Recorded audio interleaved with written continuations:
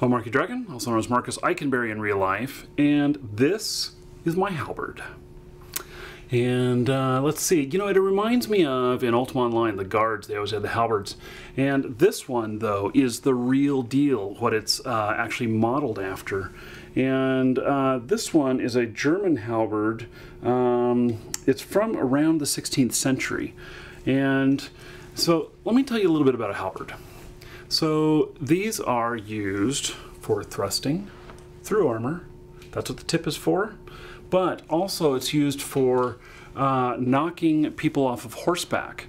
And the so we got the slicing edge here, and then this right here is piercing, which for swinging it, you might look for the chinks in the armor, which is the openings in the armor, or you might be able to actually pierce armor here with this, or chainmail. So. And I got gloves on because these are very old, and so a friend of mine who's a collector here in the United States, he's an American collector who collects medieval weapons and armor, allowed me to come down here and film with some of the stuff. So, and what's kind of cool is because you see this stuff in game. So all of these medieval fantasy games, you see these things for real. And these are, I mean, let's see, can we get a close-up here of this? I mean, the actual blade itself and everything, I mean, look at that. Look at all that hand work that's done on this. You can tell that this is not a, not some replica or something. I mean, how could there be that much detail in all of that stuff? So, and a lot of these have been excavated. That can explain a lot of the pitting on them and everything. And so this one is a very nice piece. Let me set it down here. So let me get to the meat of the story here of what this video is about. So this is from Acid to Bomb. And he wants to know a little bit about how my business model works. And he says that he owns a business as well. He's owned a computer repair store and game store once, and party business and some other stuff. And he says he's 23 years old now. And he's looking at my website and wondering how the heck is it that we make a living selling game codes?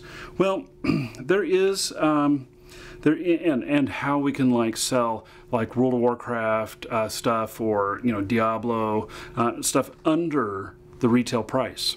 So it's actually being sold for less than what the suggested retail is. Well, really, these kind of things like buying or selling game codes is a business that's very, very hard to break into. And I have been doing it since 98, 99, when they came out with codes for Ultima Online. And the codes in Ultima Online, we just started selling those just as kind of a side thing to all of the gold and the accounts that we were selling and stuff in the game. And back then, that was not a violation of the terms of service of the game, so it wasn't something that was frowned upon. In fact, they thought it was really cool. And so these days, though, it is not something that can be you can't really say that someone could just make a living just off of doing this. There's a lot of other things that you have to, it is, let's say, a draw for people in, and it is a service for some people, but other people will take part in other services that that we offer, and I'm not really going to get into all of those, but the game codes alone is not a viable business, and it's because really high fraud if you're not careful. It's because of the fact that the profit margins are very, very low, and then there's things like PayPal feels like it's very, very risky, anyone who's selling this kind of stuff, and they will impose rolling reserves on you that are higher than your profit. So you actually go negative for like the first 6 months or however long that that they want to you know, give you this rolling reserve. And so if you're going negative on every sale for 6 months, you better have a lot of money to be able to get through that period.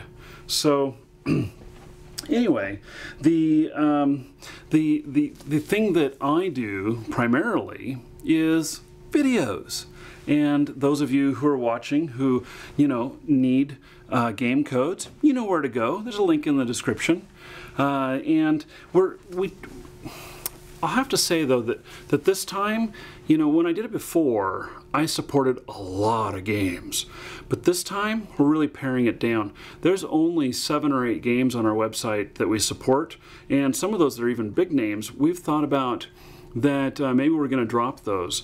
Some of them we have direct relationships with the publisher, and we don't need to drop any of those. But some of the games where we don't have a direct relationship, you know, the profit isn't as good there, and the fact is that you know, it's just kind of mediocre on the sales of those things. And what I would prefer to do is support just a few games and do them really, really well. And so that is my philosophy right now. And so like EVE Online is one that we support. Now we're doing Link Realms as well. And that one we're trying out. They're an independent publisher. They don't have anybody else that sells the stuff. And in fact, you can go to our Link Realms category and you can try the game for free. We have beta codes for it. When Guild Wars releases, we will have codes for that.